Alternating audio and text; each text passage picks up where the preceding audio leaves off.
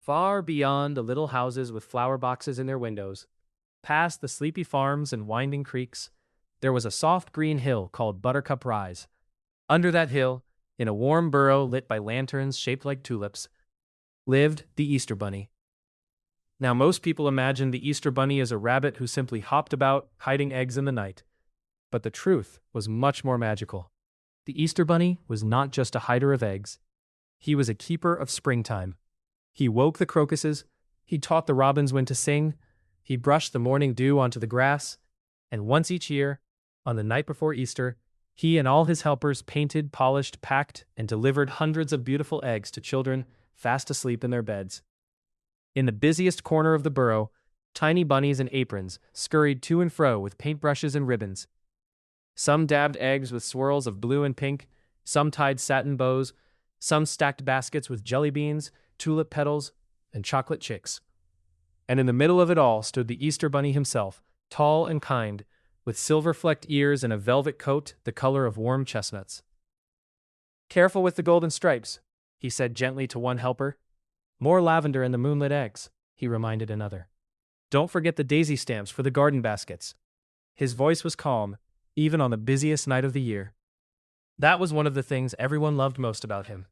At the far end of the room stood the smallest helper of all. Her name was Poppy. Poppy was a young bunny with soft cream-colored fur, bright eyes, and ears that were just a little too big for her head. She wanted more than anything to help on Easter night. Real help, important help. Not just folding napkins or sorting ribbons by color. She wanted to do something that mattered. But each year the older helpers would smile kindly and say, "Not yet, Poppy. You're still little." So Poppy carried bows, Poppy counted jelly beans, Poppy swept up glitter, and though she tried not to mind, a tiny sigh always sat in her chest like a pebble. That Easter Eve, the burrow sparkled more brightly than ever. The last baskets were nearly ready. The painted eggs gleamed and rose like treasure. Then the Easter Bunny reached up to the highest shelf and carefully brought down a velvet cushion. Resting on it was the most beautiful egg Poppy had ever seen. It was smooth and round and pale gold, with tiny silver stars painted all around it. It did not shine brightly like a lamp. Instead, it glowed softly, the way moonlight glows on a window pane. Every bunny in the room grew quiet. Even the paintbrushes seemed to stop swishing. Poppy stepped closer. "What egg is that?" The Easter Bunny smiled. "This," he said, "is the Golden Goodnight Egg." Poppy's eyes widened. She had heard whispers of it before, but never seen it with her own eyes. "What does it do?" she asked. The Easter Bunny held the egg gently in both paws. "On Easter night," he said, "this egg carries the hush of spring. It helps the world stay peaceful and sleepy while we make our deliveries. It reminds the wind to blow softly, the floorboards not to creak, and the dogs not to bark at every little sound." Poppy looked at the glowing egg in wonder. "It helps children keep dreaming," the Easter Bunny added. Poppy gave a quiet, amazed little breath. The Easter Bunny looked around the room. His helpers were busy finishing the last baskets. Everyone's paws were full. Then his kind eyes landed on Poppy. "Would you like to help me with something important?" he asked. Poppy nearly forgot how to breathe. "Me?" "Yes, you." She nodded so fast her ears wobbled. The Easter Bunny chuckled. "I need someone careful to hold the Golden Goodnight Egg while I check the final delivery list. Only for a moment." Poppy stepped forward, as if she were being asked to hold the moon. The Easter Bunny lowered the egg into her paws. It was warm. Not hot, not heavy, just warm, like a teacup wrapped in both hands. Poppy held it very, very still. "I won't drop it," she whispered. "I know," said the Easter Bunny. Then he turned to the long table, where the final maps and lists were spread. Poppy stood proudly by the lantern wall, holding the Golden Goodnight Egg. "I'm helping," she thought. "Really helping." She looked down at the tiny silver stars painted across its shell. That was when a mischievous spring breeze slipped through the half-open burrow door. At first it only fluttered a ribbon. Then it rustled the maps. Then, before Poppy could even gasp, it tickled the whiskers on her nose. "Achoo!" she sneezed. Her paws jerked. The egg popped lightly into the air. Poppy lunged for it, but the Golden Goodnight Egg bounced once on the floor, twice on a cushion, and then rolled straight through the open burrow door. "No!" cried Poppy. She dashed after it. Down the tunnel it rolled, past the paint room, Past the boot rack and the bluebell baskets. Out into the moonlit meadow it went, gleaming faintly as it rolled through the grass. Poppy ran as fast as she could, but the egg skipped over a root, dipped down a tiny slope, and vanished into the silver shadows beyond the hill. At last Poppy stopped, panting. The meadow was quiet. The egg was gone. Her heart dropped all the way to her toes. For one terrible moment, she imagined Easter morning without peaceful dreams. Barking dogs, squeaky hinges, children waking too soon, baskets undiscovered, a ruined Easter. And worst of all, she imagined the Easter Bunny's disappointed face. Poppy's eyes filled with tears. Behind her came the soft thump-thump of careful paws. The Easter Bunny had followed her out into the moonlight. Poppy looked down. "I'm sorry," she whispered. "I'm so sorry. I tried to hold it tight. I just sneezed." And the Easter Bunny knelt beside her in the grass. "Poppy," he said softly, "look at me." She did. His eyes were kind. Not angry, not sharp, just kind. "Mistakes happen," he said, "even on important nights. But the egg is gone." "Then," said the Easter Bunny, standing again, "we'll find it." Poppy blinked. "We will?" "We will." He looked across the meadow where moonlight lay in silver patches on the grass. "The golden goodnight egg does not roll just anywhere," he said. "It is a special egg.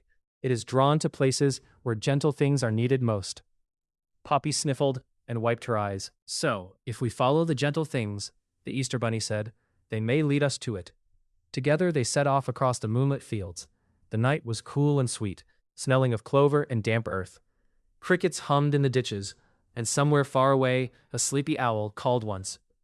They had not gone far when they heard a tiny crying sound near the stone fence. Poppy hurried over. There, tangled in a patch of clover, was a small lamb. Around its neck hung a blue ribbon with a silver bell, but the ribbon had caught on a thorny branch. The lamb wiggled and bleated softly. "Oh dear," said Poppy. "Hold still." Very carefully she used her little paws to lift the thorn away from the ribbon. The Easter Bunny held the branch aside, and together they freed the lamb. The lamb bounced once, then nuzzled Poppy's cheek. Just then something flickered at the edge of the field, a pale golden shimmer. Poppy looked up. "Did you see that?" The Easter Bunny nodded. "The egg is leaving us clues." The shimmer drifted toward the willow path. So they followed it. At the brook they found an old hedgehog standing on a stone, peering sadly into the water. "My lantern leaf floated away," he murmured. "I use it every night to find my way home." Poppy spotted the leaf at once, caught against a tuft of reeds near the bank. She stepped carefully onto the flat stones, reached down, and lifted it out before the current could tug it farther away. The hedgehog beamed. "You've saved my evening walk," he said. As he tucked the glowing leaf beneath his scarf, another shimmer of pale gold sparkled on the far side of the brook. This time it hovered longer, as if waiting for them. Poppy's heart lifted. They followed the shimmer past the willow path and into the orchard, where the apple trees still wore tiny blossoms. Under one of the trees sat a robin, fluttering nervously beside her nest. A strong breeze earlier in the evening had tipped the nest sideways. It had not fallen, but one edge hung dangerously over the branch. "My babies are sleeping," whispered the robin. "I don't want to wake them, but I'm afraid the nest may slip." Poppy looked at the Easter Bunny. He nodded. Together, they worked as quietly as moonbeams. The Easter Bunny held the branch steady, while Poppy fetched soft moss from the tree roots below. Piece by piece, they tucked the moss around the base of the nest until it sat snug and safe again. The robin let out a relieved breath. Then she sang the tiniest, softest lullaby Poppy had ever heard. It was hardly more than a whisper of music. As the song floated into the orchard air, the biggest golden shimmer yet appeared among the trees. It spiraled once, twice, and drifted toward a little hill overlooking the farms. Poppy smiled. "We're getting closer." "Yes," said the Easter Bunny. "We are." At the top of the hill stood an old moon pond, round and still as a mirror. The water reflected the stars so perfectly, it looked as if the whole sky had fallen gently to earth. And there, floating in the very center of the pond, was the golden goodnight egg. Poppy gasped. There it is! The egg glowed faintly, rocking on the water between the reflected stars. But something was different. Its glow had grown dim. The silver stars painted on its shell no longer shone the way they had in the burrow. Poppy's smile faded. "Is it broken?" The Easter Bunny gazed at the pond. No, he said, just empty. Empty. The Golden Goodnight Egg does not keep its magic on its own, he said softly.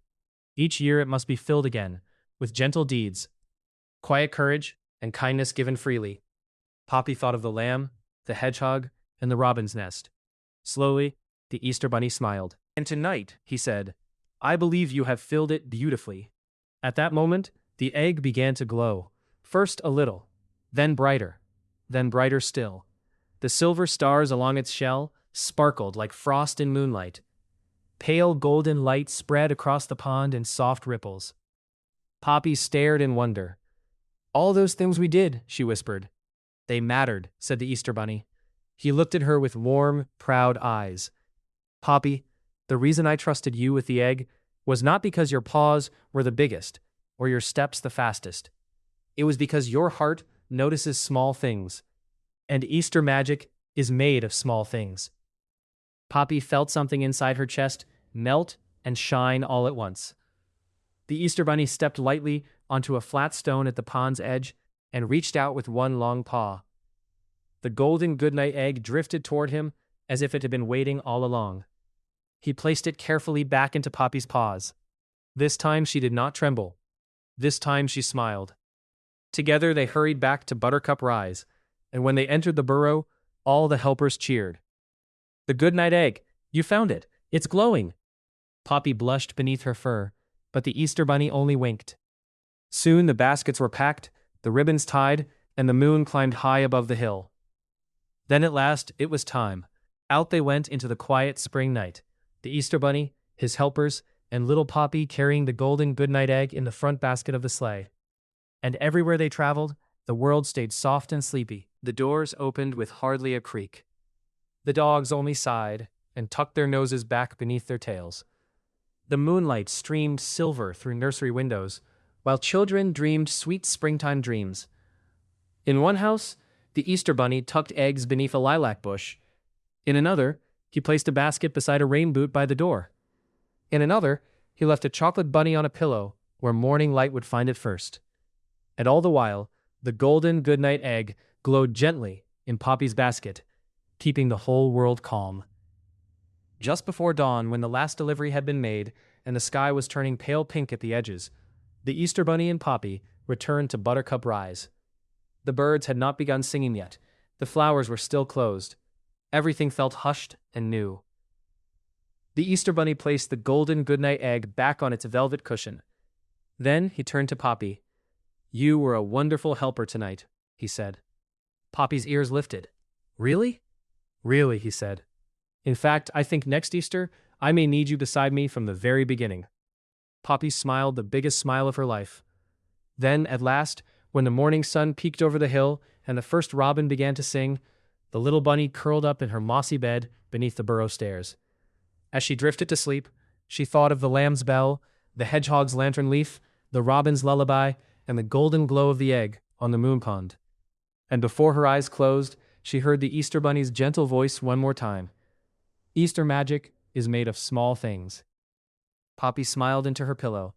Then the tiniest helper in Buttercup Rise fell fast asleep, while all across the world, children began to wake to Easter morning. And outside, in the soft new sunlight, spring had arrived at last.